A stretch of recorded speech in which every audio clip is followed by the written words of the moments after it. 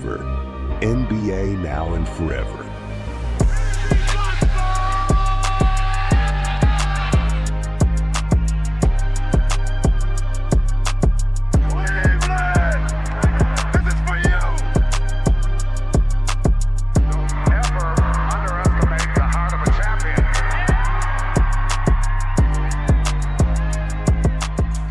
Bonjour. Bonjour. Salut, salut. Comment ça Ouais, va, messieurs? et là, on est là, hein. Bonne année, meilleurs vœux à nos auditeurs auditrices. On va commencer d'abord par là, d'abord. Merci d'y avoir pensé, Damas. Tout à Ouais, fait. on essaie, mais une Tout à place fait. spéciale aujourd'hui. Non, tout Les à fait. hommes, Passez une bonne année, bonne année à tous et à toutes, en vous souhaitant le meilleur pour cette année et bien évidemment une élimination très tôt aussi pour les Sixers, hein. On ne change pas la tradition, hein. Ça fait toujours plaisir. classique. Ouais. Tu mets déjà ça dans la sauce. Ah oui, non, moi c'est bon, on n'est plus à ça près. De toute façon, on sait très bien que c'est toujours un éternel recommencement, donc il n'y a rien qui change. C'est un autre sujet de podcast. Je dis parce qu'il faut penser à trader Joel Embiid. Ça, on ferme la parenthèse. On se Ouais. tourne sur des gens qui savent gagner, qui savent être performants pendant bon nombre de temps, messieurs. Les Celtics de Alors, Boston, emmenés sous l'air de Jalen Brown vs Jason Tatum. ouais, en Donc là, effet. tu permets que je pose. J'ai une question d'abord, avant que là, Oui, tu puisses prendre la main. Pour vas-y, quelles vas-y. raisons, déjà, pas mal de personnes osent les mettre en duel déjà? Pourquoi on les met en duel régulièrement? Parce qu'on n'est pas les premiers à traiter ce point-là, je pense. Mais qu'est-ce qui nous amène à nous dire il faut qu'on traite ça? Bah on les a quand même toujours plus ou moins mis en duel, hein, depuis le début, qu'ils évoluent ensemble, hein. Donc chacun, donc c'est le premier arrivé est Jalen Brown, en 2016. Et on a donc Jason Tatum qui arrive sur la draft 2017, mais on a toujours cherché à les comparer, à les mettre en compétition. Et d'ailleurs, ça a même été sujet de plusieurs polémiques, quelques années qui ont suivi derrière. Est-ce que les deux peuvent forcément évoluer ensemble, ou est-ce qu'il y en a un qui doit forcément partir? Est-ce que voilà, qui est plus fort que l'autre? Qui doit absolument rester à Boston? Qui correspond plus à à ce que à ce qu'on sous-entend, lorsqu'on parle de Boston en termes de mindset, de spirit, etc., etc. Et bah malheureusement, on a toujours une comparaison qui se fait plus ou moins naturellement avec les deux. Et c'est peut-être même la seule équipe dans la ligue qui entraîne un peu ce clivage, ou en tout cas ce débat sur ces deux protagonistes. Alors malgré qu'il y en ait qui nous disent ouais, ça, en 2025 vous discutez encore de ça, sauf que il y a eu entre-temps un titre, et notamment un qui a été Finals MVP, donc qui a pu peut-être aussi relancer un petit peu la conversation. Et puis voilà, la genèse aussi de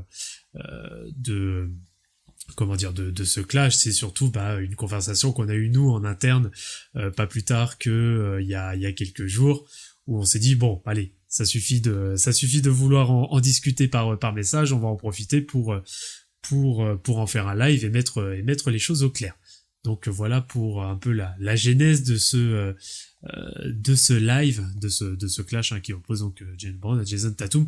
Et je précise bien que le but n'est pas de dire qui est le meilleur ou pas, c'est surtout qui est le visage, qui représente peut-être le plus le visage de la franchise de Boston. Alors vous, pour qu'on puisse mettre les bases déjà sur ce débat, quels sont pour vous déjà ces critères, les critères qui correspondent à ce qu'on définit comme visage de la franchise? Ça, c'est Quentin qui est dans la conversation de questions, vu qu'il a Wembanyama, on l'a coupé là. Oui. Après, il y a plein de critères, tu vois, déjà. Bon, forcément, tu as la production statistique. Ça c'est la fin des choses. Après, franchement, ça dépend de trop d'équipes, tu vois, parce que tu as les grandes gueules, tu as ceux qui parlent pas trop, tu vois. Bah, je vais penser à un mec comme Kawhi Leonard, tu vois. Kawhi Leonard, techniquement, c'est le visage d'une équipe, c'est l'emblème de certaines équipes, hein, genre bah, les Raptors, les Clippers, pas les Spurs. Mais tu vois, c'est un mec, tu l'entends jamais parler, tu l'entends pas avoir d'émotion. Donc en fait, ça dépend de beaucoup de choses. Je pense que c'est surtout ça dépend de l'identité de l'équipe, enfin, l'image de la franchise, en général, avant ça. Voir ce qui colle ou pas. Très bien. Rafik, Damas, vous avez d'autres choses à rajouter? Ouais, c'est le visage de la franchise, bah, déjà côté marketing, hein, quel joueur est le plus mis en avant? Bah, c'est simple aussi, quel visage on voit le plus sur les réseaux sociaux, et cetera. Bon là, clairement, spoiler, hein, Tatum est bien devant. Et aussi, bah, en termes de après si on s'intéresse un peu aux statistiques, bah, ça va être plutôt celui qui touche le plus de ballons, celui qui va, à qui on fait le plus de systèmes, et cetera, et cetera. Et clairement, je pense que Tatum est encore devant. Donc pour moi, Tatum, il est encore devant. Pour moi, c'est Ok, celui ok. qui va prendre le plus de shoot, qui va avoir plus le ballon en main. Je pense que, tu vois, je serais pas étonné si on me dit, enfin, je serais étonné si on me dit que Jalen Brown a un plus gros usage rate que Jason Tatum. Donc moi, si on me dit le visage de la franchise, je vais penser à des choses comme ça. Et si je pense à des choses comme ça, bah, je vais naturellement mettre Tatum devant. Mais cependant, pour moi, il y a Brown challenge un peu cette position de Jason Tatum sur d'autres points qu'on va aborder pendant ce live. Des points comme qui met des points importants qui font mal en playoff, qui est le plus efficient aussi dans les matchs qui comptent. Et j'ai l'impression que Jalen Brown commence un peu challenger Tatum sur ces points-là. Très bien, très bien. On va Ouais, pouvoir bah, aller vous un avez peu plus en trouvé de bonnes détail. choses, hein. Vas-y, Damas. L'image de la franchise, marketing, statistiques. Moi, si tu me permets, là, je vais déjà commencer à embrayer sur peut-être une prochaine question qu'on traitera, mais qui va concerner, selon moi, déjà le pont d'arrivée des deux joueurs dans la franchise de Boston, avec déjà, bah, comme tu l'as dit, Jalen Brown qui arrive draft 2016, auquel on a affaire à un joueur plutôt cérébral, auquel bah, il y avait aussi pas mal d'universités et même pas mal, on va dire, de microcosmes NBA qui remettaient en cause sur le fait que Jalen Brown soit malléable, ce Mhm. qui, à l'époque, n'avait pas du tout déplu au profil du président des Celtics, hein, qui est l'ancien coach, dont j'ai même oublié le nom, quel idiot, un très bon coach comme ça. Euh, Purée de patate, comment il s'appelle le Tu président parles de Boston actuellement? de Brad Stevens? Brad Stevens, mais comment j'ai pu zapper ça, purée de patate? Ils ont des opérations. Président de l'association basket de Boston, absolument. Bah, titré été 24. Qui avait même de suite approuvé le profit de Jalen Brown et l'arrivée de Jason Tatum, qui se présente directement comme étant le fils spirituel de Kobe Bryant, d'évoluant pas au même poste, avec un profil plutôt 3-4, Jalen Brown plutôt un 2-3, hein, donc arrière-shooter ailier. Et en fait, on voit déjà deux joueurs qui physiquement sont déjà prêts pour l'NBA. Et c'est vrai que pour la première année de Jalen Brown, je crois qu'il a 6 points par match, je crois, de moyenne, où bon, là, il est vraiment dans une équipe où c'est Asia Thomas qui est devant, hein, en termes de joueurs majeurs. Il est rookie en même temps que Terry Rozier aussi. Et tu as Alaford aussi qui arrive pour vous expliquer un petit peu le contexte de l'arrivée. Et en fait, c'est au cours de la saison 2017-2018 où il faut une très belle session de playoff, notamment le premier tour face aux Bucks de Milwaukee de Rafik. Je pense que Rafik se souvient toujours de cette série en question. Ça s'est joué à très, très, très, très peu de choses d'ailleurs en plus. La Et série avec Terry Rozier qui met le step back à Bledsoe. Ouf, oui. ouais, Le 4-3, celui-là, il était. Et même derrière, tu as le shoot de Middleton Ouais. à 0,5. exactement. Mais une Ouais. série vraiment où les Bucks étaient même vraiment frustrés d'avoir échoué de très, très peu face à ces. Bah, en Face à fait, ces toutes les victoires ont été gagnées à domicile. Il y a eu 0 victoire à l'extérieur dans cette série. Exactement, exactement. Donc, on valait mieux finir plus haut au niveau de la saison régulière. Et en Ouais. fait, là, la bascule où on va vraiment commencer à porter nos yeux sur ces deux joueurs, ça va être la finale de la conférence S 2018 face aux Cavs, face aux de LeBron James. Là, c'est vraiment là où on va vraiment voir des choses qui sont assez intéressantes. Je vais parler un petit peu du côté marketing avec le dunk de Jason Tatum sur les LeBron James, qu'on a tous vu, avec Jason Tatum qui présente une image auquel automatiquement on va commencer à se concentrer sur ce joueur en se disant D'ailleurs, oui, vas-y, je t'en prie, Quentin. Non, j'allais dire, vu que tu es sur 2018, même la demi-de-conf. Où la demi-de-conf, t'as Tatum qui explose quand même un peu statistiquement, qui dépasse les 23 points Ouais. contre ses potos des Sixers. Oui, oui, oui. D'ailleurs, on parlait même, le duel qu'on mentionnait notamment avec Joel Embiid, hein, on disait que ça pouvait être une série extrêmement équilibrée. J'estime qu'encore une fois, ils sont passés au travers, malgré les regards de Vlad. Hein, bon, ça, on Ah, l'excusera pour la médiocrité de sa franchise. ouais, bon, ça, de toute façon. Mais soyons clairs, ces deux joueurs prennent, on va dire, l'avenir de la franchise, bien qu'il y ait eu l'arrivée de Kyrie Irving, ne l'oublions pas. On sait que ce sont on va dire les deuxièmes larrons après la superstar qui va arriver en parlant de Kyrie Irving pour l'avenir de Boston. Et moi, j'estime qu'il y a une bascule entre les deux joueurs après les playoffs 2020 face au Heat de Miami en finale de conférence Est. On reviendra après. Vlad, c'est à toi. Très bien, très bien, très bien, très bien. Du coup, sur quel axe déjà, vu que vous avez abordé quand même pas mal d'axes en introduction déjà, par quoi est-ce que vous souhaitez commencer? Est-ce que vous souhaitez commencer par les stats purs et durs ou faire un peu d'historique avec les distinctions individuelles, collectives, tout ça, ou l'aspect marketing? Enfin, par quoi vous souhaitez-vous commencer, messieurs? Moi, je voulais juste revenir sur un petit truc avant, tu vois. Oui. C'est Vas-y. pour dire qu'au final, ces deux-là, ils se complètent très bien. Ouais. Que Jalen Brown Ouais. est connu juste pour scorer en première mi-temps. Et Jason Tatum, lui, c'est l'inverse, il score que en deuxième mi-temps. Du coup, ça se complète quand même assez bien. Voilà, c'est ce que j'avais. Forcément d'accord avec tes propos, hein, mon Quentin, hein, mais bon. Ouais, je suis pas non plus le plus en phase avec ce que Moi, tu moi, dis. je ne crois que ce que je vois. Et or, hier soir, première mi-temps, Jalen Brown, incroyable. Deuxième mi-temps, Ouais. deuxième mi-temps 0 sur 0 sur je sais plus combien on Ouais, tire, c'est vrai. 0 points. Tatum, il se réveille en deuxième mi-temps. Puis bon, Jalen Brown, premier quart-temps, c'est devenu un classique, j'ai l'impression, dernièrement. Moi, je vais Ouais, rapidement répondre sur ce que vient de dire Quentin. Et en fait, je suis un peu d'accord avec ce que dit Quentin. Et je vais dire pourquoi. Pour moi, c'est pas un point négatif pour Jalen Brown. C'est que, en fait, j'ai l'impression que Jalen Brown marque. En général, quand je joue à Boston, je vois beaucoup de Jalen Brown marquer pour breaker l'adversaire. Et après, en deuxième mi-temps, tu as Tatum des fois qui va venir soit creuser l'écart ou maintenir l'écart. Ouais.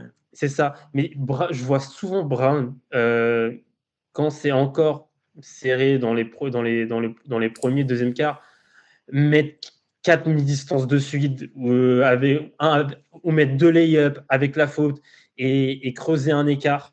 Et c'est là où je vois souvent Brown, je vois plus Brown breaker l'adversaire que Tatum. Mais c'est intéressant. Moi, j'ai pas forcément envie de parler chiffres.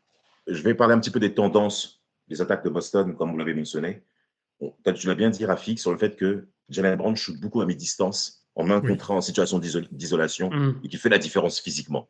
Et notamment dans des situations clés. Et c'est là où, à la rigueur, je pourrais mentionner à ce que, même en playoff, étonnamment, on oublie un petit peu les playoffs 24, qui sont un petit peu plus récentes. Là, je parle un peu des différentes séries qu'on a vues au cours des années passées. C'est important qu'on mentionne ça, parce que Jalen Brown, il en est pratiquement à sa 6e finale de conférence Est. Le mec, enfin, on a affaire vraiment à deux bonhommes qui sont vraiment dominateurs sur la conférence Est. Totalement. Ça, c'est une évidence. Et ce qui se Totalement. passe, c'est que, physiquement, Jalen Brown, selon moi, ou en défense, c'est vrai qu'il est plus petit aussi de taille que par rapport à Jason Tatum.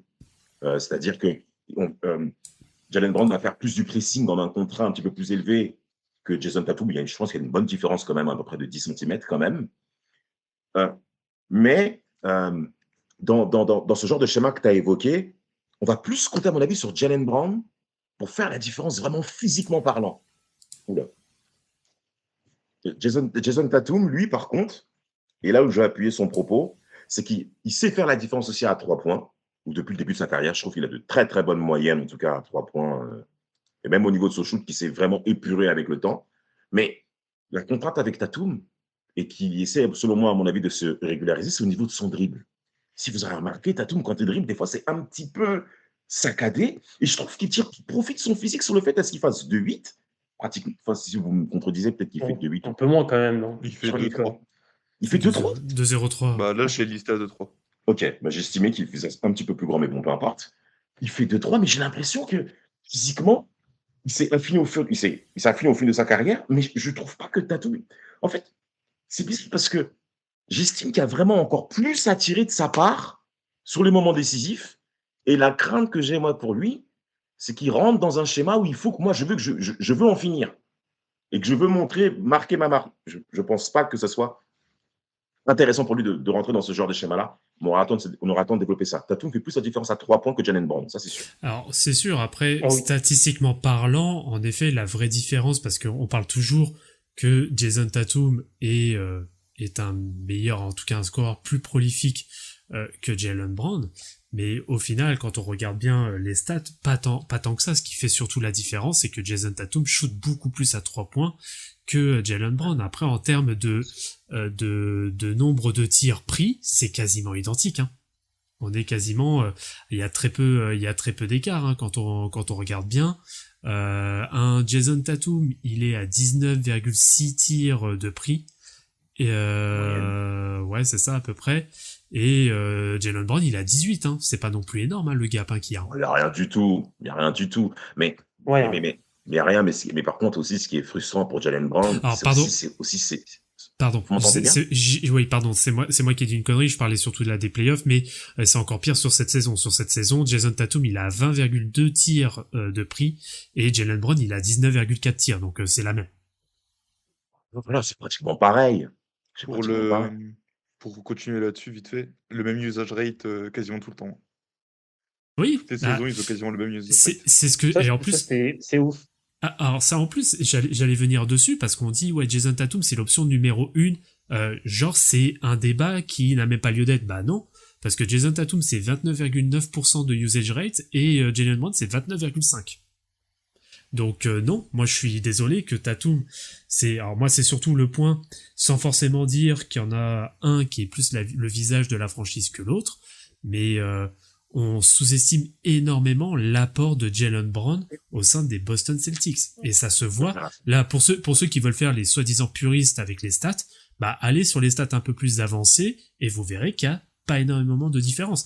La seule vraie différence, c'est que Jason Tatum va peut-être distribuer plus parce que pour le coup, en effet, on lui donne peut-être sur son usage rate, il a beaucoup plus de systèmes qui sont pour lui, mais donc in fine, en effet, il va peut-être avoir peut-être plus de passes qu'un Jalen Brown. Après, c'est vrai que Jason Tatum est un meilleur créateur que Jalen Brown. Ça, on peut pas le nier.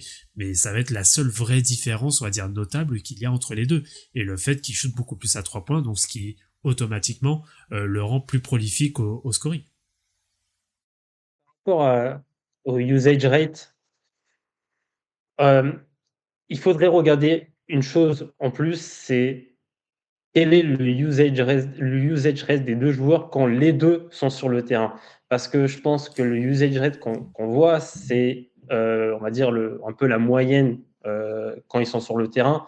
Et peut-être que quand Tatum et Brown, les deux sont sur le terrain, peut-être qu'ils n'ont pas le même usage rate. C'est peut-être que Tatum, il est peut-être à 30, il est peut-être à 29 ou peut-être à 29, 30 et Brown peut-être à 26, 25. Et quand Tatum sort, bah, peut-être que Brown, c'est là où il passe peut-être à 30, 31, 32. Et du Mais coup, ça a été le cas cette saison. avec la moyenne, ça, oui. Mais enfin, oui, moi, en tout cas, dans tous les cas, je m'attendais à un plus gros écart en usage rate entre les deux. Et clairement, on voit que c'est plutôt des co-lieutenants. Mais Rafik, s'il te plaît, est-ce que tu pourrais aussi peut-être définir aussi en quoi consiste l'usage rate, peut-être pour les personnes qui nous écoutent et qui ne maîtrisent pas cette donnée? Bah, c'est un peu le pourcentage du temps où le ballon enfin le pourcentage où la balle passe par le joueur dans les possessions, et plus le usage rate est haut, plus on va dire plus les possessions sont dépendantes d'un joueur, et moins le usage rate, et plus le usage rate est bas, plus le joueur ne participe pas vraiment balle en main à l'offense. Et là, on voit vraiment que, en fait, pour les deux joueurs, c'est quasiment similaire, hein. Les deux sont impliqués de manière égale dans l'offensif de Boston. Et ouais, il n'y a pas vraiment d'écart, on voit pas vraiment un mec qui est plus impliqué que l'autre offensivement. Mais en fait, selon moi, ce qui fait aussi la différence, comme je l'ai dit tout à l'heure, par contre, un point de différence qui s'est fait au niveau statistique, puisqu'on est sur des chiffres assez simples, c'est la saison 2019-2020. Pourquoi? Parce que n'oublions pas, Jason Tatum est drafté 1 an après Jalen Brown. Et quand à la fin de la saison régulière, moi je vois Jason Tatum à 23 points par match, avec 40% à 3 points de moyenne, 80 au lancer franc et 45 en global, Jalen Brown, par exemple, il a 20 points, 6 rebonds, 2 passes en moyenne. Euh, en fait, au-delà de ça, moi, je me dis, attendez, Jalen Brown, qui est drafté haut aussi, je crois, aussi, au niveau Il est de son 3e. draft. Il est troisième, donc il est troisième, puisque Danny Ainge a vraiment fait l'effort après les vieux de la vieille. Garnett et Pierce, c'est d'avoir justement cette autour de draft. Mais c'est, selon moi, là où il y a une forme de bascule sur le fait est-ce que Tatum passe devant, alors que selon moi, ce n'était pas forcément prévu que ce soit le cas. Et sans compter que la finale de la conférence S 2020, comme je disais précédemment, que moi j'ai qui était 2019 justement face au Heat de Miami, ben, on a vu quand même des choses où moi, pour ma part, j'ai vu Jalen Brown un petit peu se mélanger un petit peu les doigts, mélanger au niveau des choix. Ça a été quand même un point sur ma part qui est dérangeant dans le statut qu'on accorde. Et encore une fois, qu'on ait raison ou qu'on ait tort, il y a aussi les appels au All-Star. Quant à Jalen Brown, qui dit directement, en parlant de Jason Tatum qui a été sélectionné par lui, on lui pose la question. Jalen Brown dit, oh mais c'est pas grave, Jason Tatum va me représenter. Moi je pense que Jalen Brown soit vraiment dans cette conflit de savoir qui est numéro 1. Je pense qu'il s'en balance. Par rapport à sa personnalité et par rapport à ce qu'il a présenté en termes d'intelligence sur le basket pur, je pense qu'il s'en bat les reins. Mais le fait qu'il parle comme ça, ben, dans l'audimat populaire, ben, ça joue contre lui. Et c'est pour ça que dans le paradigme de plusieurs, on considère aussi Tatum devant Jalen Brown. Après, Donc, oui, il y a aussi des personnalités qui sont complètement différentes. Hein. On va pas se mentir. Jalen Brown, c'est vraiment le mec qui a l'air quand même plutôt introverti, on va dire, en tout cas qui ne demande pas forcément à avoir la lumière, contrairement à Jason Tatum. Donc déjà, ça leur donne aussi un aspect beaucoup, enfin, en tout cas un ressenti vis-à-vis du spectateur et du fan qui est quand même complètement différent. Après, je pense que de toute façon, même naturellement, Jason Tatum a un talent naturel qui est beaucoup plus flagrant que Jalen Brown. Et c'est là où justement je trouve que Jalen Brown a aussi énormément de mérite, c'est qu'il a été capable de travailler pour être au plus haut niveau. Et la performance qu'il fait lors des playoffs 2024, elle est juste très très bonne, pour pas dire même exceptionnelle. Parce qu'on l'attendait pas à ce niveau-là, surtout au vu des playoffs et de la finale de conférence qu'il a fait contre le Heat l'année d'avant, où on lui est vachement tombé dessus, notamment avec l'histoire de sa main gauche. Voilà, le mec a su se remettre en question et être complètement performant la saison d'après, en étant à la fois Eastern Conference MVP et MVP des finales. Donc ça aussi, ça c'est quelque chose qui joue quand même dans la balance. Et puis il a quand même aussi tout l'amour de Boston et même des anciens de Boston, parce que moi je me rappelais surtout d'une action qui pour moi me donne un peu plus l'aspect, on va dire, visage de la franchise. Alors c'était je crois en 2022 ou en 2023, je me rappelle plus, c'était match de saison régulière face à Dallas où il met un sacré poster. Il met un gros poster, je sais plus sur qui exactement, et automatiquement tu vois il y a un Kevin Garnett derrière les paniers qui se lève et qui va le dab derrière et tout. Pour moi ça voulait tout dire. C'est tellement symbolique d'être représentatif de la franchise. Voilà, pour moi c'est des symboliques aussi qui montrent que faut pas sous-estimer Jalen Brown en tant que visage de la franchise. Alors, moi, là où je suis pas d'accord avec un truc que tu as dit, Mm-hmm. tu nous as dit, on n'attendait pas Jalen Brown à ce niveau-là sur les playoffs l'année dernière. Ah, quand même, hein, on l'attendait à un niveau proche de ça, tu vois, parce qu'il n'est pas non plus un niveau. Il avait un très bon niveau, hein, attention. Alors, C'est pas ça que je veux dire. Et c'était pas non plus, c'était pas LeBron 2018, quoi, tu vois, le niveau du jeu. Oui, non, bien sûr. Mais alors, bien sûr, on attendait mieux de sa part. Mais voilà, Même 18. vu qu'on voulait non, mais- mettre absolument Jason Tatum au devant de la scène, bah pour le coup, il lui a piqué la lumière. Pour ce truc-là, l'année dernière, je suis d'accord. Parce que bah forcément, t'as les deux awards, maintenant t'as 2 awards en playoff. Brown il prend les deux, d'accord. Mais tu vois, tu prends tout, et tu vois ce que j'avais dit dans le groupe justement quand on commençait à en parler, où tu prends tout ce qui s'est passé avant, chaque fois c'est Tatum qui a porté le truc. Contre, contre les Nets, la deuxième série contre les Nets, celle où les Celtics gagnent, parce que la première, 4-0 là. voilà, ouais. Parce que la première, Brown n'est pas là, tu te prends 4-1, tu gagnes juste un match parce que Tatum, il en met 40, 50? Je sais Ouais, un plus. truc comme ça, ouais, 50 points, un truc comme ça. Ouais. Enfin bon, bref, celle-là, je vais pas en parler parce que les deux étaient pas là. Mais contre les Nets, En 22, ouais, le on met 4-0, 22, ouais, le 4-0. Ouais. le 4-0, qui c'est qui explose, enfin qui explose, ça se finit sur un buzzer, hein, mais Tatum, ce qu'il fait aux Nets au premier match, ça permet aux Celtics de les sweep parce que ça anéantit les Nets, surtout avec son buzzer. Mhm. Donc déjà, t'as Et, ça, quoi. et avec un duel contre Kevin Durant en plus. Hein. Ouais, ou Parce qu'il Kevin était Durant, très serré, Game 1. Ouais. puis après, au final, sur la série, Kevin Durant, c'est personne comparé à Tatum sur la série, au final. Après, tu prends après contre les Bucks. Contre les Bucks, non, mais tu vois ce que je veux dire, tu vois, c'est parce que le mec, Mais il se fait boire. Les Nets se font boire. Ils se font boire. Ils se font Oui, boire. Ça, c'est Tatum à complètement. 36%, il se fait lock par tout le monde. Enfin, Oui, c'est vrai. vraiment, c'est une série affreuse pour KD. On a rarement vu KD aussi faible, hein. Ouais. Après, contre les Bucks, la série d'après, Tatum, là, pour arracher le game 7, il met 46 points dans le game 6. C'est pas Jalen Brown, c'est Tatum, il met 46 points dans le game Mhm. 6. Et après, ça gagne sur le Grant Williams game. Grant Williams. Ouais. Grant Williams. Voilà. Bon. Euh, mais du coup, c'est encore une fois Tatum qui permet à l'équipe d'arracher ce game 7 et du coup d'arracher la qualif. Et après, en finale de conférence, contre les Celtics, bon, contre Le hit. le Heat, ouais. Le Heat en 22. Bon, bah, c'est un peu les deux parce que t'as Brown, il met du 40 points, t'as Tatum, il a des très bonnes marques. Où là, c'est vraiment un peu à égalité les deux, je trouve. Et Ouais. je me rappelle plus comment finit la série parce que c'est assez serré le dernier match. Je me rappelle plus du tout comment ça finit. C'est Butler qui Bah, fait ça... un shoot à 3 points, qui est un peu court au rebond dans la Ford. Après, tu Ah oui, avais. ouais. Ouais. bah, Après tu avais Jalen Brown qui avait fait un très très gros début de quatrième carton sur le game 7. Mhm. Il avait été vraiment intéressant. Et après, tu as Tatum, notamment sur les 5 à 6 dernières minutes du match, qui fait un petit peu la différence au niveau de sa taille. Mais c'est Tatum qui est élu, par exemple, MVP de l'Est, Ouais. 22 par exemple.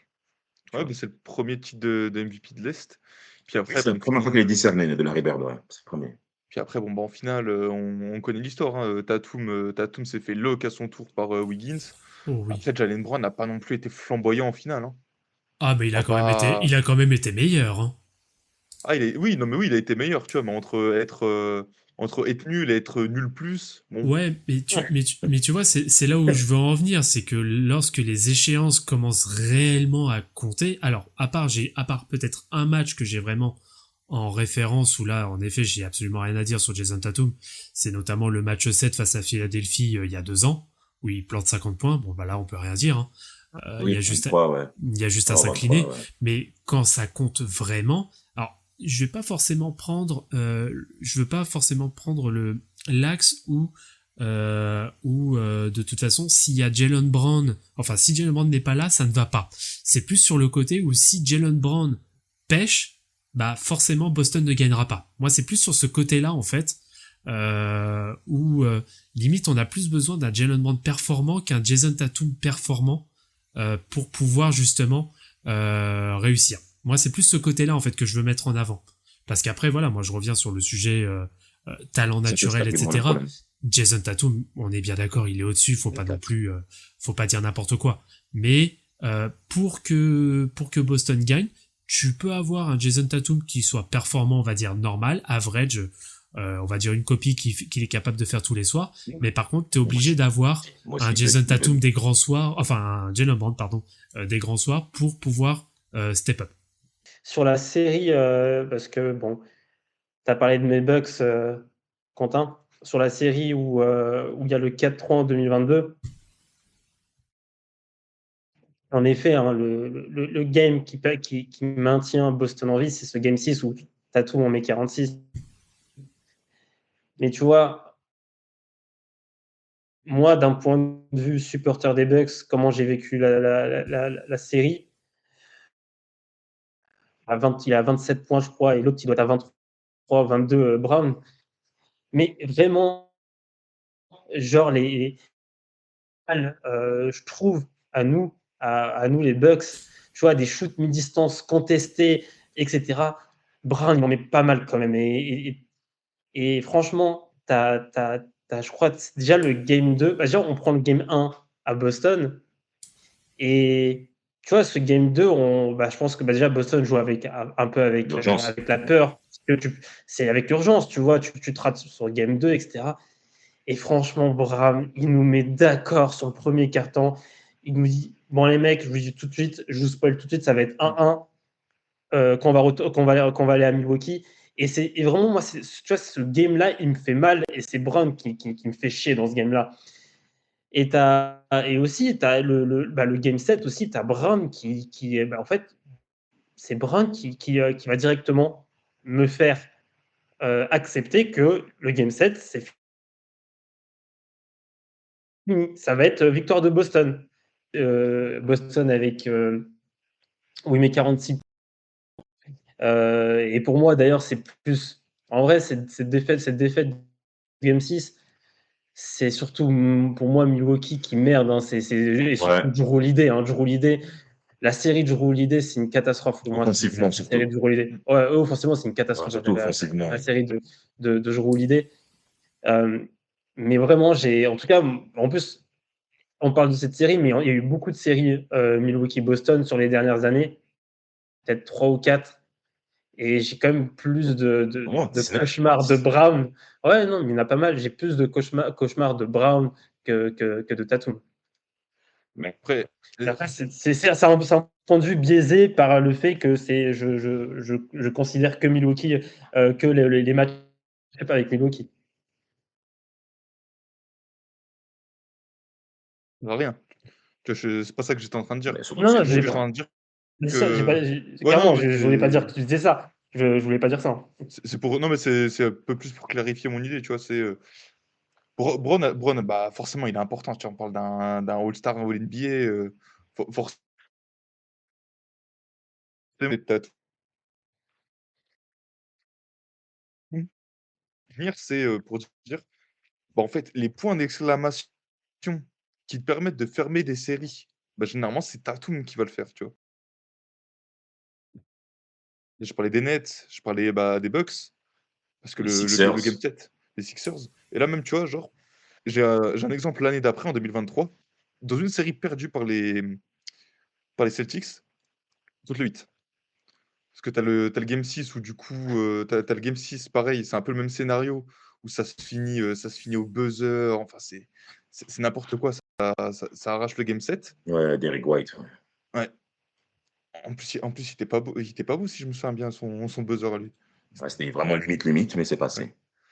Et, pourquoi les Celtics aussi perdent? Game 7, 30 premières secondes, Tatum se blesse. Et à ce moment-là, je me souviens à ce moment-là, je regardais le match en direct. À ce moment-là, je vois les réactions de tout le monde. Et je vois Tatum qui dit: «C'est bon, c'est mort.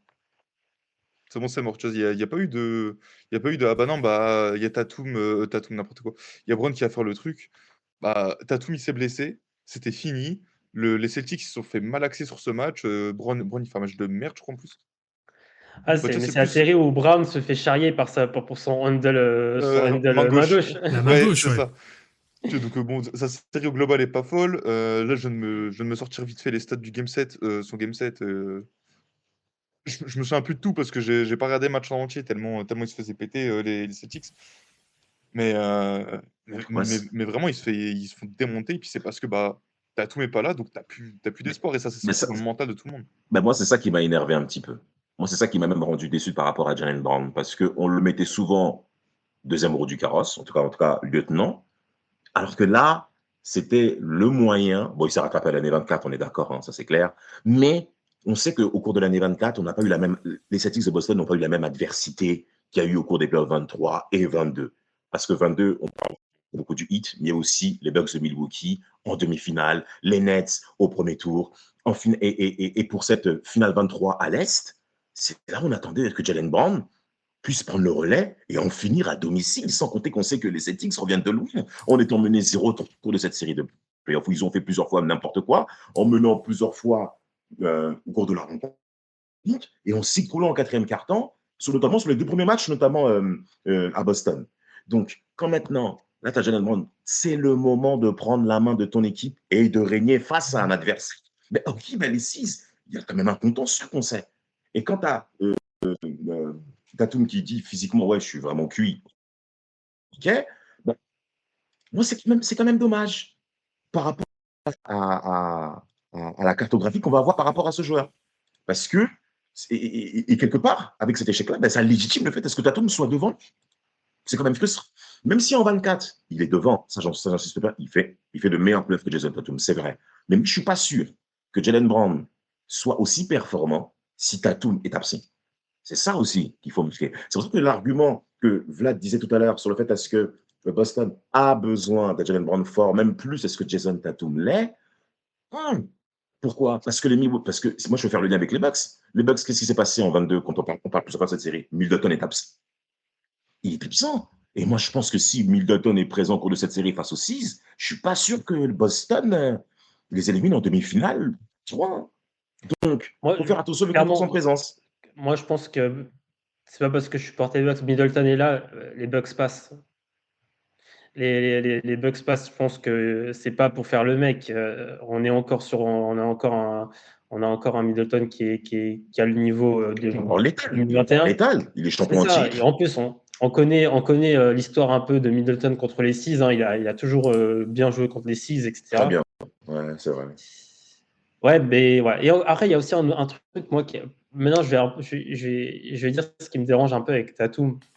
Moi, j'ai l'impression que Tatum, déjà, il a un peu ce côté où il veut un peu trop forcer que c'est une superstar de la ligue, alors qu'on le sait que c'est une superstar de la ligue, mais j'ai l'impression qu'il veut trop forcer sur ce truc-là, et même trop forcer c'est lui le numéro 1 de la ligue.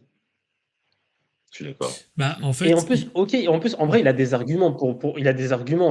Il a fait 6 finales de conférence. Moi, je suis là, je le critique, mais le Giannis, il a du mal il a fait que 2 finales de conférence dans sa vie, tu vois. Et il a des arguments pour être pour être considéré comme le meilleur joueur de la ligue, mais comme il y a trop ce côté forceur, c'est ça en fait qui me saoule avec lui. Et après, la deuxième chose qui me saoule avec lui, c'est qu'il a un peu je trouve qu'il a un peu ce côté irrégulier où pendant 2 mois on va se moquer de lui, et après il va être à un niveau superstar pendant 2 mois. Après pendant 1 mois, 2 mois, on va un peu se moquer de lui. Il a ce côté un peu montagne russe qui me gêne un peu. Sur quoi tu l'estimes, cette espèce de montagne russe? Parce que c'est pas au niveau statistique qu'on voit des choses comme ça, par exemple. Moi, je vais te dire pourquoi. Moi, je vais te dire c'est quoi. Ces stats il a un peu ce côté où il va avoir pendant un laps de temps de 3 semaines, 1 mois, où il va avoir un peu de déchets dans son style de jeu, dans son jeu. Il va un peu forcer les choses. Il va prendre des shoots à 3 points à 7 mètres 50. En plus, avec sa forme de shoot là, un peu dégueulasse. Il va un peu forcer beaucoup les choses. Et ça va être un peu ridicule. Et moi, c'est des choses un peu qui me dérangent avec lui. Je dis pas que les autres superstars ne forcent pas. Et bien sûr que si les autres des fois forcent. Mais je trouve que, je sais pas, Tatum, il y a un peu ce côté montagne russe. Ah bah, je trouve qu'il y a un peu ce côté montagne russe avec Tatum. En fait, par rapport à Tatum, alors ouais. Alors en plus, il a un petit peu corrigé quand même son tir parce que oui, de base, il a le coude qui est vachement rentré dans la hanche quand il commence à armer. Enfin, ça, il a commencé à le corriger. Il est un peu plus fluide son shoot maintenant. Mais non, mais on va. Mais il fait la vague, ouais. Il fait pas la vague. Il fait la vague. Il fait la vague. Il fait la vague debout. Mais tu vois, enfin, Jason Tatum, moi, c'est le mec pour moi, c'est le mec. Alors attention, on va rentrer un peu dans la discussion PMU, mais c'est le mec qui aime trop se regarder jouer. Moi, c'est ça qui me dérange avec lui. T'as l'impression que c'est le mec, qui adore se regarder jouer, qui adore s'écouter, un peu, un peu dans ce style-là. Et moi, c'est ça qui me, c'est ça après que j'aime bien chez Jalen Brown, c'est que le mec, il en a rien à foutre. Tous les soirs, le mec, il va se la donner. Il est pas il est pas dans le registre du light skin, quoi. Alors, Alors, Il se mordit pas les lèvres, Jalen Brown. moi, si je peux me permettre, je préfère Brown pour une chose, c'est que lui, au moins, ne bande pas sur Kobe. Voilà. Ah, C'est mon putain. point pour Brown. non, mais putain. bon. Moi, si vous le permettez, je vais un peu attaquer cette affaire cette Vas-y. affaire de Story Kobe Bryant. On a tous regardé Netflix. On a vu Starting Five. On commence avec Jason Tatum. La première image, c'est Kobe. Une des premières images, c'est Kobe Bryant. Eh, Ça frère, sur ça. frère. Moi, J'ai vu cette image, j'ai stoppé la visualisation de l'épisode. C'est bon. Mais en fait, regardez un petit peu ce qui se passe également sur le contexte un peu américain au niveau du basket. On enlève les vieux qu'on nous on a vu Paris était 24. C'est qui les jeunes qui arrivent derrière? Anthony Edwards, Ja Morant, Jason Tatum. C'est les trois. Enfin, Ja Morant, bon, on connaît la folie, mais Jason Tatum, quelque part au niveau marketing, je sais pas qui le conseille derrière. Mais, oula, bon, je vois que Vlad n'en peut plus. Mais en fait, jouer sur ça pour son image, ben, malheureusement, ça peut clairement marcher, surtout dans le monde qu'on appelle le monde de l'Amérique. Je dis pas qu'il a raison de le faire, parce que moi, pour ma part, ça le dessert. Mais demain, faire le super-héros, en tout cas au niveau de son image marketing, et en plus, gagner le titre comme il le fait, parce qu'on va revenir là-dessus, sur le format de titre que Boston a gagné été 24 dernier, si vous le permettez, en vrai, le problème, c'est qu'il aura moins besoin de faire d'efforts pour starter comme l'a fait Jalen Brown, pour qu'il soit considéré comme étant numéro 1. Et ça, c'est quelque chose qui est très important. Les efforts que moi, je conçois, ou que XY conçoit pour arriver à un certain type de statut. Tout m'est déjà passé devant. C'est ça qui est problématique dans le schéma de ce qu'on propose ce soir.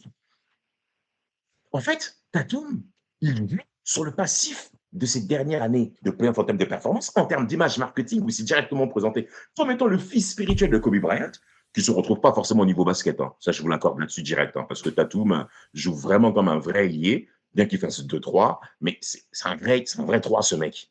OK? Alors que Kobe Bryant, on sait que c'est un vrai 2. 1,96, on est tous conscients de ça. Donc, le fait qu'il joue sur l'image de Kobe, c'est assez étrange. Mais surtout que ça se retrouve pas basketballistiquement parlant. Mais pour le public américain lambda, pour le public européen lambda, ça va marcher. Et donc, dans, encore une fois, cette image de paradigme, et Tatum, il a approché le bon fil. En plus, sans compter que Jalen Brown, il en embrouille avec Nike en plus. Oui, en plus, oui. Oui, en plus, c'est vrai qu'il y a tout le contexte avec Nike aussi, ouais, pour Jalen Brown, maintenant qu'il a sa propre marque. Ouais. Tatum, il a clairement une avance d'un point de vue marketing sur Jalen Brown. Il a clairement une avance dessus, et ça, clairement, ça joue dans l'appréciation de qui est le visage de Boston. Et franchement, tu poses la question à 100 personnes qui suivent la NBA quotidiennement, allez, 90% vont te dire c'est Tatum, allez, même 95% vont dire c'est Tatum le visage. Mais en tout cas, moi, quand je nous écoute depuis tout à l'heure, c'est que, voilà, on n'est pas là à dire c'est Brown parce que argument 1, argument 2, argument 3, ou c'est Tatum parce que argument 1, argument 2, argument 3. C'est qu'en fait, les deux ont des paramètres où ils sont bien meilleurs que l'autre, et que ça peut s'entendre de voir que ça peut s'entendre quelqu'un qui a la vie Tatum, c'est le boss de Boston, mais ça peut aussi quand même d'entendre Brown, c'est devenu le boss de Boston parce qu'il s'est passé récemment. Parce qu'il y a ça, et puis faut rappeler aussi à côté que Jalen Brown est le premier joueur de l'histoire à avoir passé un contrat de 300 millions de dollars. Hein. C'est pas rien non plus. Ah, oui, ça compte. C'est vrai, ça, en plus. Bah, après, ça c'est juste avec les années, quoi, tu vois. Genre, il est arrivé 1 an avant, c'est juste pour ça. Ouais, c'est pour ça, parce que Tatum, il a signé exactement le même derrière. Oui, mais tu vois, pour un mec qu'on ne considère pas forcément comme un numéro 1 ou un co-numéro 1, bah, la preuve que si, quand même. Ouais, il a un salaire de numéro 1. Je te fais un nouveau truc. Je Vas-y. te fais une autre comparaison. Rudy Gobert, à l'époque, il a signé le plus gros contrat. Oh là là là là, t'as dit le nom qu'il fallait pas dire. Oh, Non, mais tu vois, C'est un PD. est-ce que Rudy Voilà, Gobert, c'est une option 3 en NBA? Même avec ce contrat. Rudy Gobert, c'est un joueur, c'est un role player, Rudy Gobert. Ouais, mais ouais, Ouais, mais tu vois, non, c'en c'est est pour plus dire un. que. C'en est plus un. Oui, 200 c'est millions pas de un role dollars. player. Je rejoins Quentin, c'est plus Non, un role player. non, mais Ça l'a évidemment, jamais avec été. 200 Je veux millions, dire, c'est un. t'es pas un role player avec 200 millions, mais ce que je veux dire, c'est que son niveau, il a le niveau d'un role player.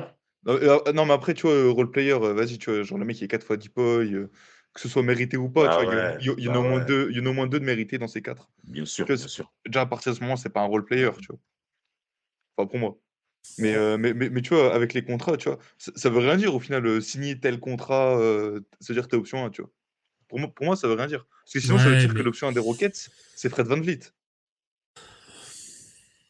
Ouais, mais en y réfléchissant, il est champion NBA par rapport à ce roster Ouais, non, mais c'est oui, mais bon, des après, Rockets. ça fait 10 ans, il tourne à 35% au tir. Ouais, en plus, c'est un effet dégoûtant au niveau pourcentage. Excusez-nous, chers internautes, hein, on Est-ce dévie que, un petit peu le Il a fait l'année sujet. dernière aussi. ouais, mais n'oublie pas que Fred VanVleet, c'est le sosie de Drake, hein, n'oublie jamais ça. Ah, Ouais, en palmarès. plus, il a joué au Canada en plus. Mais juste avant, rapide, avant que tu reprennes, Quentin, pour te suivre, Jalen Brown était dans des discussions de transfert. Alors, c'était une ouais, c'est discussion de vrai. transfert ou c'était des rumeurs comme ça, tu vois? Je me Ouais, mais c'est lui qui est dans la liste. Et moi, je pense, en fait, on met pas n'importe qui dans ces rumeurs de transfert. J'estime pas que Brad Stevens s'est clairement positionné en se disant, ouais, Jalen Brown, il était vraiment sur les starting blocks pour pouvoir partir. Mais quand on connaît les insiders également dans la ligue, dans la ligue, qui ont les oreilles assez bien pendues, c'est pas n'importe quel nom qu'on va mettre devant. Soit tu as affaire à un numéro 1 qui veut clairement partir, et on en fera même un podcast d'ici peu qui s'est clairement positionné de par son attitude et par son langage corporel et derrière au niveau des propos. On en parlera, je le répète encore une fois. c'est pas un numéro 1, c'est un ex numéro 1. Non, mais tu vas arrêter. Ouais, Non, mais, commence pas. et le deuxième aspect, c'est quand maintenant on entend des rumeurs sur ce nom-là, ben, ça veut dire quelque part au niveau de ton statut, on sait que un bis, voire deux. Et malheureusement, Jalen Brown est dans ce coup. Après, ça veut aussi tout et rien dire, tu vois? Bon, même si au final c'est confirmé, tu vois? Là, je vais prendre, le cas Karl Anthony Towns. Même si au final, bon, les rumeurs se sont confirmées 7 ans après. C'est intéressant ce que tu dis. Les rumeurs Knicks, tu vois? Je veux dire, il y a eu des rumeurs Knicks pendant combien de temps? Alors oui, là, il est aux Knicks, OK. Mais je veux dire, les rumeurs Knicks, c'était ça a commencé à 5 ans, non, à peu près? Tu vois, c'est comme KD. Comme KD et les Knicks. Ouais, ouais, KD va aller aux Knicks, il va aller aux Knicks. Au final, il est pas allé aux Knicks, tu vois? Non, mais en fait, ce que je veux simplement dire, c'est que KD, c'est lui qui se positionne comme étant le mec qui veut partir. Ça n'a pas été le cas de Jalen Brown. Jalen Brown, on a retrouvé son nom. Alors que, en termes de communication, comme l'a dit Rafik, il est plutôt réservé, d'accord? Mais c'est son nom qu'on retrouve. Donc, quelque part, c'est comme s'il subissait le sujet. Bah, Oui. c'est pour ça aussi que je parlais de Karl Anthony Towns. Ah, j'avoue. Non, mais, Big Karl Cat, Karl Anthony Towns, mais Big Cat, lui, ça a vraiment été l'image de la franchise des Wolves pendant qu'il perdait, après le départ de Kevin Love. ouais. Lui, c'est clairement été l'image, alors que Jalen Brown n'a jamais pris cet étendard majeur comme étant aussi, c'est moi l'image c'est ce que je parle des playoffs 2020, où là, il aurait dû avoir ce virage par rapport à Jason Tatum, où là, maintenant, mon est derrière. Ça n'a pas été le cas. Tatum n'est C'est pas vrai qu'il y a devant toujours lui. eu. Ouais, c'est vrai que, ouais, comme je dis, depuis 2020, Tatum a une longueur d'avance sur Brown, et Brown a été en réaction, comme tu dis, il a été en réaction, il a subi cette situation, et évidemment, hein, c'est pas l'image qu'on se fait d'un numéro 1 de franchise. Et, et moi, vraiment, tu vois, en fait, en fait, le fait de les comparer, c'est vraiment parce que pour moi, les finales 24, il se passe peut-être quelque chose. Il se passe peut-être quelque chose. Ça, là, on est dans la saison régulière 24-25. On va dire, c'est business as usual. Tatum qui est le meilleur scoreur de l'équipe. Mais moi, je suis curieux de voir les playoffs 24-25, voir c'est qui va être le meilleur entre les deux. Et si Brown réitère ce qu'il a fait en 23-24, là, attention. Là, attention. Mais arrête, je dis attention. En vrai, il y a aucune raison pour casser ce duo. Il marche bien, ce duo. ils ont fait 6 finales de conférence et en plus, C'est énorme. C'est et en plus énorme, ça mais bien revient. sûr, c'est énorme et en plus, on sait à quel point ce duo s'est fait critiquer, il y a eu beaucoup de doutes à propos de ce duo et en vrai, 6 finales de conférence. Ouais. C'est ouf. C'est Mais, ouf, hein. mais, mais moi, c'est pour la raison pour laquelle même je me suis toujours porté contre des gens qui commentaient, qui avaient même l'image, parce que Boston n'arrive pas à gagner le titre, il faut les trader. Vous êtes malade ou quoi? Vous connaissez le nombre de franchises? Attends, Brown, il arrive en 16. Tatum, donc juin 17. Mais attendez, vous connaissez le nombre de franchises qui a été aussi performant aussi longtemps que ça? La dernière fois Non, qu'on a vu autant de performances alignées comme ça en étant constant, c'est qu'ils soit ont c'est les Spurs de San Antonio, non, les Spurs d'abord de San Antonio. Après, bon, les Cavs, c'est différent parce que les LeBron James je revient. pensais que je pensais que tu parlais à l'Est, je pensais que tu parlais à l'Est. Non, même pas forcément. Là, c'est juste en OK. général. Parce qu'en vrai, bon, à l'aise, oui, bah après, t'as les LeBron James, mais les LeBron James, vas-y, frère. Les LeBron James, à lui-même, frère, commence pas, toi. On te voit au loin. Non, mais c'est vrai, quoi. C'est vrai, c'est un autre sujet. Mais t'as les Spurs de San Antonio, qui ont été vraiment performants, même sur les années 2010. Ensuite, et t'as qui d'autre? Les Warriors, mais qui sont allés au bout du bout, c'est vrai.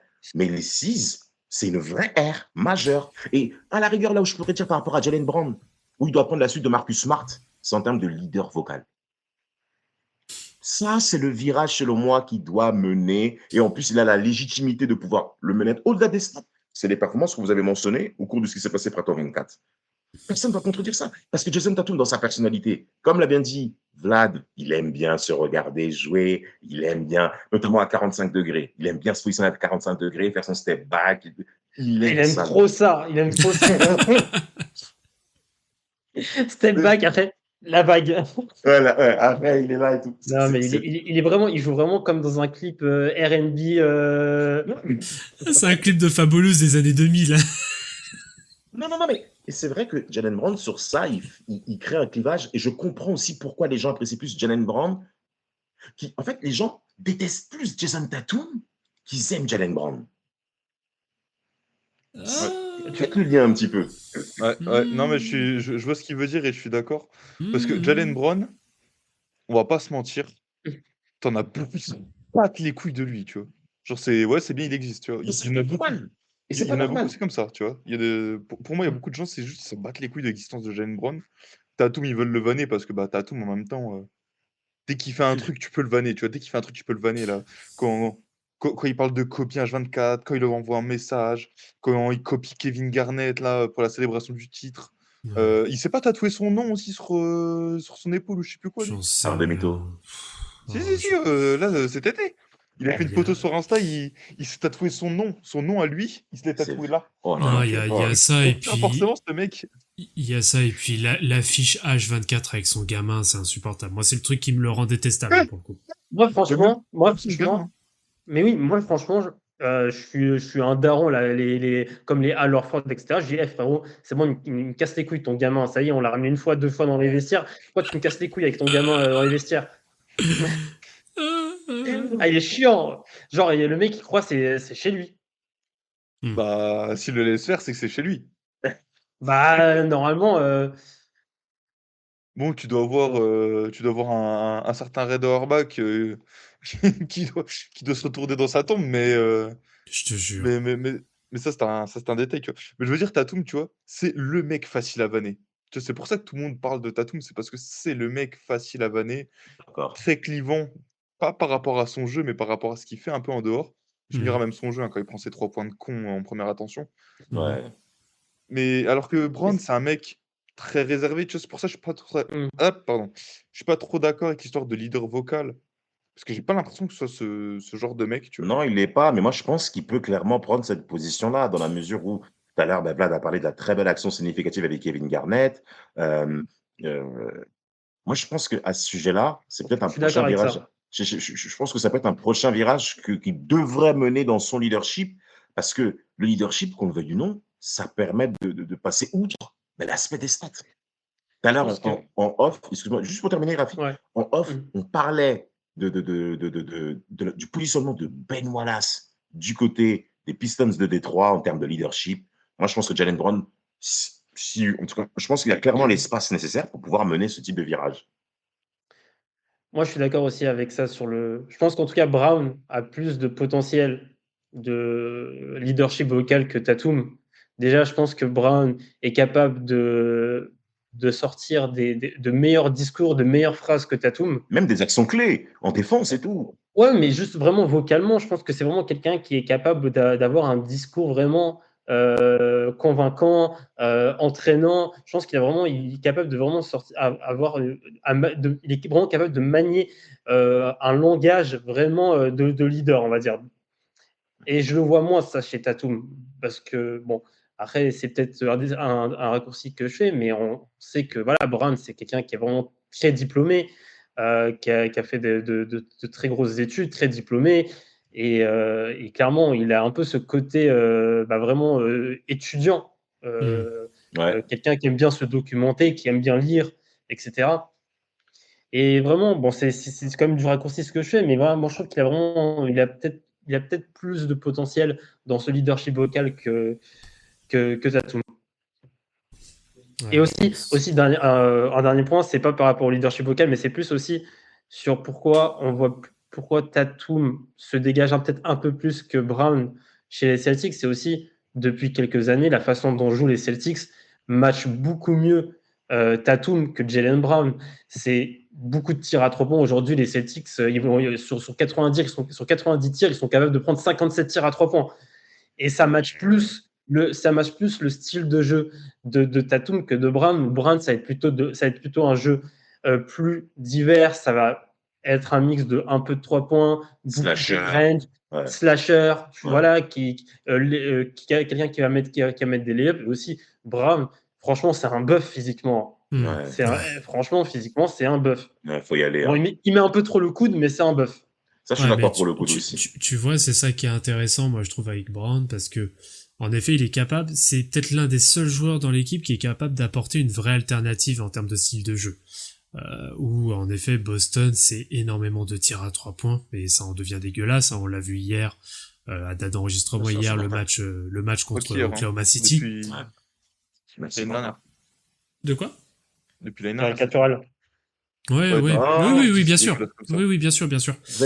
Non, mais franchement, par rapport à l'année dernière, ils prennent un vrai virage par rapport à l'an passé quand même. Je sais pas ce que vous en pensez, mais c'est encore Ouais, pire c'est cette encore année. plus moche. Ouais. C'est encore- Ouais. ouais. Là, j'ai l'impression comme maintenant ils sont champions, ils sont capables de shooter 70% de leur shoot à 3 points et rien à battre. Vraiment Ouais, rien à battre. c'est chiant. Ça c'est le côté qui est vraiment chiant du côté de Boston. Et en fait, ouais, c'est là où Brown, justement, il fait bien de pas dénaturer son jeu et de pouvoir apporter une vraie alternative à Boston. Et bon, on l'a vu hier, et ça rejoint justement l'argument que je disais que Boston ne se porte pas bien si Jaylen Brown n'est pas performant. On l'a vu contre Oklahoma. 0 points en deuxième mi-temps, il en a mis 23 en première mi-temps. Alors après, il n'y a pas que lui qui est défaillant aussi sur la seconde mi-temps, hein. Il y a aussi Derrick White et consorts. Mais ça y contribue énormément. Ouais. Le truc, c'est que ça y contribue énormément, et ouais, si Jaylen Brown n'est pas performant, bah ils sont pas capables de gagner contre des gros, et on l'a très bien vu contre Oklahoma. Tu dis ça, mais le match avant OKC, ils mettent plus 23 aux Rockets sans Brown, hein.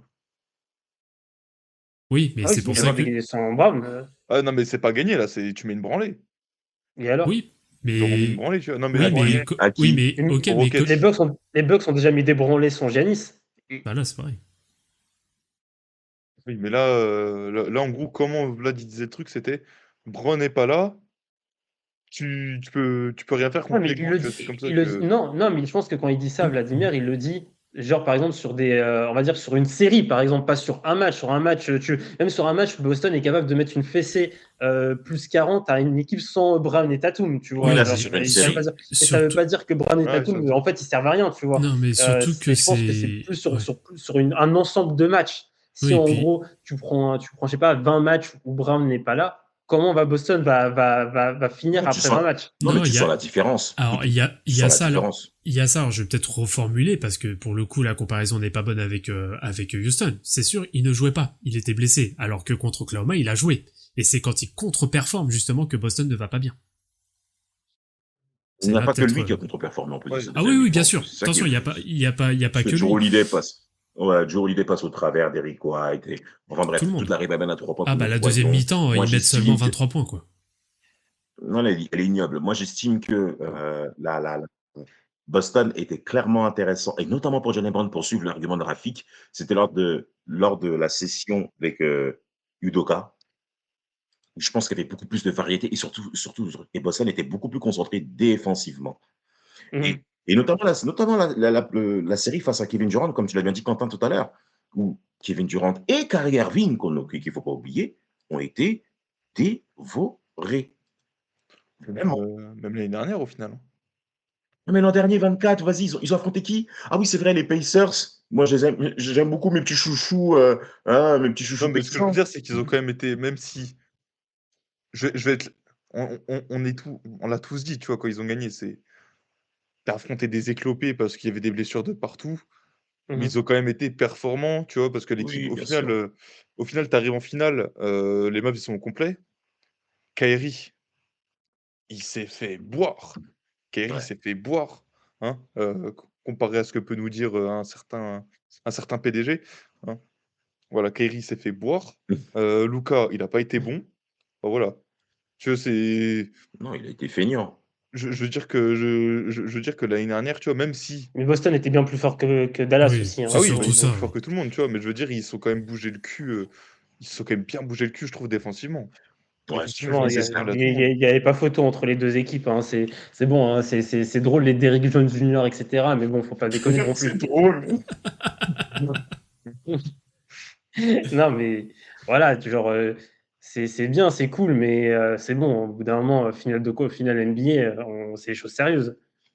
On est d'accord, on est d'accord. Ah ouais. De toute Oui. manière, Boston a un sacré recul sur ce sujet-là. Moi, j'estime qu'en effet que Jalen Brown, en fait, c'est trop dire qu'il s'est rapproché de Jason Tatum. Mais tout à l'heure, tu l'as bien dit, en usage range, même au niveau des shoots en moyenne, il y a vraiment du kiff-kiff, c'est vrai. Pour ma part, bon, je considère que Jason a un talent intrinsèque un petit peu plus élevé que celui de Jalen Brown, je pense, en termes de skate pur. Euh, mais Jalen Brown fait les efforts clairement nécessaires pour qu'on le considère vraiment à sa juste valeur, je pense. Ce qui n'est pas encore le cas, malgré les 300 millions dont on parle, hein, parce qu'on sait que c'est pas ça, ouais, le vrai kiff-kiff. Et l'exemple qu'on a bien dit, c'est Rudy Gobert. Mm. Et bah, ouais, je pense on est plutôt pas mal là sur tout ça. Est-ce que vous avez un ultime Ouais. argument pour vos clients, messieurs?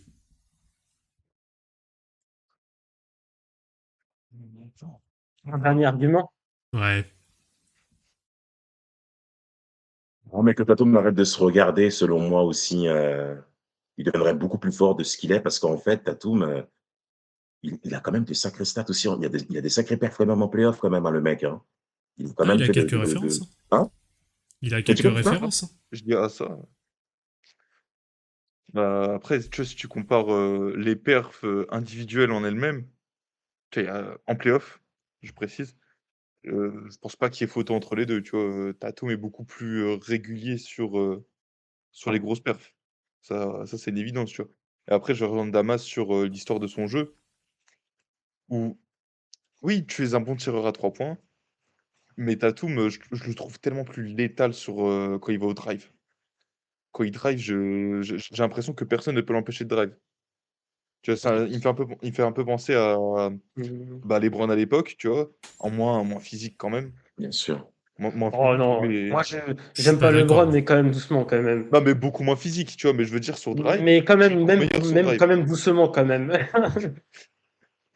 Non, mais c'est dans la façon ou pourquoi je le compare avec un LeBron, bah, déjà, t'as le poste, mais c'est aussi bah, c'est un meilleur joueur sur drive que pour tirer. Tu vois ça que je veux dire? Même si c'est un bon tireur, je trouve qu'il y a un monde entre quand Tatum, il réfléchit 2 secondes, qu'il se dit: «Putain, là, je peux drive.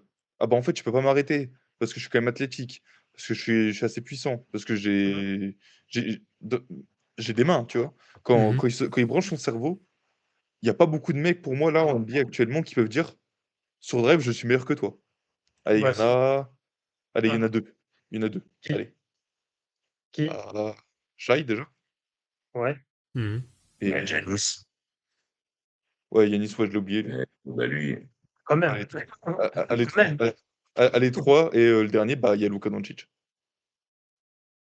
Ouais, c'est même pas, et encore, c'est même pas le même style Même aussi. si, ouais, c'est Ouais, pas non, mais tu vois, je parle de juste de drive pur, tu vois. Drive pur et comment être létal sur un drive. Et encore, j'estime que Tatum, même à la finition sur ses layups, je trouve qu'il y a encore même des progrès à faire parce que des fois, ça peut lui arriver de faire n'importe quoi une fois qu'il arrive Ouais. dans du cercle. Je suis d'accord. Et des fois, Mais comment ça? oui, ça c'est vrai, mais tu vois, des fois, enfin, t'as jamais vu Tatum des fois un peu se mélanger, mais ça rentre quand même. C'est pas académique. C'est pas, ça c'est pas fluide, c'est pas, ça manque, tu vois, mais s'il rentre. Et à la tu sais fin, pourquoi? mais on t'écoute, pardon. Moi, je pense que c'est comme ça parce qu'il a pas envie, tu vois. Parce qu'il a pas envie, tu vois. Faut vraiment que ils prennent 6-7 3 points, qu'ils les mettent pas, C'est possible. que tu as un mec qui lui dise: «Gros, arrête de tirer les drives», pour qu'il commence à drive et après C'est il fait que possible. drive C'est et il possible. met tous ses tirs. Moi, je pense que c'est ça, tu vois. Il a pas envie, donc il le travaille pas. Donc bah, après ça s'en mêle, mais ça rentre quand même parce que, bah, le talent. Ouais, mais juste pour terminer, parce qu'on est Clan Tatum, moi et Quentin, très sur auditeur, pour vous dire un petit peu ce qui se passe. Tatum, qu'il arrête de se concentrer exclusivement sur l'axe du 3 points panier. Il est bon à 45 degrés, on le sait. Et va à mi-distance, frère. Mais non, il peut se régaler. Il a la taille, il a l'allure, mais il est fou. Mais en même temps, mais comme cette ligue aujourd'hui, en plus, à Joe Mazzulla, qui est pour moi un coach que je n'aime pas, mais qui a quand même de très belles performances, il ne faut pas le remettre en question, c'est sûr. Ils sont en fond sur 3 points, les mecs. À la fin du match, les 6 ont shooté 85 points, ça va être à 49%, 49 de ces shoots vont être à 3 points. C'est n'importe quoi. Mais c'est comme ça aujourd'hui. Donc, écoute, mais il est frustrant quand même. Ouais. Je trouve qu'il est frustrant. Vas-y, Rafik, pour toi, ton dernier argument. En fait, mon dernier argument, ça va pas être un argument pro Jaylen Brown, mais plutôt de dire que, en fait, c'est analyser Brown et Tatum uniquement sur un plan statistique, ça n'a aucun sens. C'est pas que enfin, c'est pas que de la data, c'est aussi d'autres aspects. Et je dis ça alors que j'ai quasiment 6 ans de carrière en data et que toute ma journée c'est de la data. Et je sais à quel point que tout interprété par la data, c'est catastrophique intellectuellement. Et en fait, je trouve que en fait, ce qui est intéressant dans notre discussion, c'est que voilà, on a abordé ces deux joueurs vraiment sur différents plans, sur plein d'aspects qui ne sont pas que de la data. On a parlé un peu de data, parce que je ne dis pas que la data ne doit pas faire partie de la discussion, elle en fait partie, mais ça doit être un paramètre parmi tant d'autres, et ça ne doit pas être un paramètre péremptoire. Regardez Tatum 29 points par match, alors que Brown 23 points. Après, je sors des stats avancées qui ne sont pas si avancées que ça pour prouver des choses. Non, ça ne s'arrête pas que à ça, l'analyse du très haut niveau, sinon ce serait pauvre intellectuellement. Bien sûr. Donc, ouais, voilà. Donc, pour moi, évidemment que je sais reconnaître que Tatum est aujourd'hui le visage de Boston. Mais moi, je pense qu'aujourd'hui, il y a un statu quo qui est challengé par les dernières performances de Brown et qu'il faudra en être très vigilant. Oui, parce que admettons que la saison se déroule encore très bien pour Boston et que Jaylen Brown chope un deuxième titre potentiel des finales, enfin d'MVP des finales. Là, ça va commencer à parler sévère. Hein. Ouais, j'ai qu'ils arrivent en finale parce que Boston, ils peuvent demander quand ils continuent, vu que ça les arrive toujours de faire les cons. Ils vont aller en finale NBA. Qui va les inquiéter à l'Est? Ouais, je pense que c'est compliqué. Ouais, non, mais si tu crois que c'est Cleveland, moi j'y crois pas une seconde. Hein. Non, mais Cleveland, ils vont prendre un 4-2, ils vont prendre 4-2, 4... même ils peuvent même prendre un 4-1 Cleveland. Ils ont pris 4-1 l'année dernière parce qu'il te manquait ton pivot titulaire. Mais ils n'ont pas joué sérieux, Boston, Quentin. Ils jouaient comme ça. Il manquait la moitié du 5 des Cavs. Forcément, tu te prends. La moitié. Pas sérieux. Ils jouaient pas sérieux. Pas de Jarrett Allen, pas de Donovan Mitchell. C'est la moitié. Ouais, mais Mitchell a fait Donovan Mitchell, on connaît en playoff. Il a fait le début de la série en plus. Oui, il a fait le début de la série. Le début de la série à 32 points en 50-50-90. C'est bien, il a fait un match. Bravo. Non, mais en soi, les Cavs, moi-même les Cavs, pour vous dire la vérité, je les vois même pas en finale de conférence. Allez. Moi, la vérité, pour moi, le souvenir Damas, c'est pas déconnant. Il existe ce monde où, parce que pour moi, les Evan Mobley, Jarrett Allen, etc., c'est des joueurs de saison régulière. Ce ne sont pas encore des joueurs de playoff. Parce que, en fait, bon, là, on passe sur un autre truc, mais pour moi, Cleveland, c'est un très bon jeu pour de la saison régulière. Pour du PO, je ne sais pas encore. Je Faut ne sais voir. pas encore comment vaut ces joueurs-là sur du demi-terrain. Et surtout que là, c'est sous Kenny Atkinson, c'est sous un nouveau coach aussi. C'est pas la même Après, chose, en effet. Voyons c'est ce qui vrai va que se passer. Atkinson, voilà, je pense que Atkinson, c'est peut-être l'espoir, on va dire. Avant, ils n'avaient pas de coach quand ils arrivent en playoff. Donc, Non, vous savez dire avec coach Bernie Bickerstaff comme ça, il fait du très bon travail à Détroit. En fait, le truc, c'est C'est un que autre sujet. il fait du bon taf dans des équipes de merde, oui. Bickerstaff, C'est en dur, fait, c'est c'est un dur. très... Non, mais pour le coup, je le rejoins un peu quand même, Quentin. Bickerstaff, c'est un très bon coach pour redresser et développer. Mais après, quand il s'agit d'aller un petit peu plus haut dans les playoffs, là, ça commence à devenir compliqué quand même. En tout cas, les Cavs nous ont clairement donné raison par rapport au cas de Kenny Atkinson, par rapport à ce choix, en tout cas. Là sûr. on parle, Ouais. moi-même, je suis censé la fermer parce que j'ai plusieurs fois remis en cause le choix des Cavs là, d'avoir viré Bernie. Et là, 31-4. Ah oui, tu le vois, frère. première matchs équipe avant, de la avant. ligue. numéro 6. 31-4, c'est une dinguerie. Non, c'est sûr. Quand même. On verra bien. Pour moi, ce que ça donne. dernier truc, pour moi, ça fait penser juste au jazz de 21. Ouais. Jazz, ouais. Il y a beaucoup plus de talent, quand même. NVR. Bah, On c'est verra, pas dur, on verra bien. Quand t'as un vrai billet sur les Cavs, en fait. Ouais, je te jure. Mais moi, en fait, Quentin, il y a un truc qui m'énerve, c'est que quand il dit que Mobley, c'est le nouveau Duncan, arrête ça. Ouais, on va T'es couper. super déçu ou pas? Non, mais tu aurais pu dire Sharif Abdourahim, voilà. il a fixé que là-dessus. Mais c'est grave, mais moi, je suis pas. Mais moi, j'ai de la peine d'entendre ça, franchement. Non, c'est n'importe quoi. Faut pas Mais l'écouter. tu verras, j'ai la vision. Mais J'ai la moi, vision. Tu verras en fait. non. Mais moi, je vais le dire à JP que t'as dit ça. Tu verras si tu vas aller à San Antonio, tu vas voir. Il va J'ai dégager. payé. Il va partir sans toi. Et il va serré, tu vas trafiquer ton Esta, il va voir. mettre que t'as eu des intentions terroristes. Tu vas pas partir. Ouais, non, mais c'est bon, je l'ai, mon Esta. C'est bon. Ah, bah bravo, écoute, Trop tard. c'est bien, bravo. Mais branchez-vous cette année, vous allez voir Mobley, minimum finale de conf, 23-12-5 avec 3 contre. Voilà, hop, ça c'est dit. Vlad coupe de lance. Oui, on va terminer tranquillement. On va terminer tranquillement. Bah écoutez, n'hésitez pas, hein, bien sûr, comme d'habitude, évidemment, de nous laisser aussi vos avis sur ce débat. Bien sûr, pas d'animosité hein, dans les commentaires. Donc s'il y a des axes hein, qu'on a loupés ou qu'on a peut-être pas suffisamment abordé, bah, n'hésitez pas à nous le faire savoir. Et puis bah merci messieurs, merci Damas, merci Rafik, merci Quentin, merci à Samuel hein, au passage hein,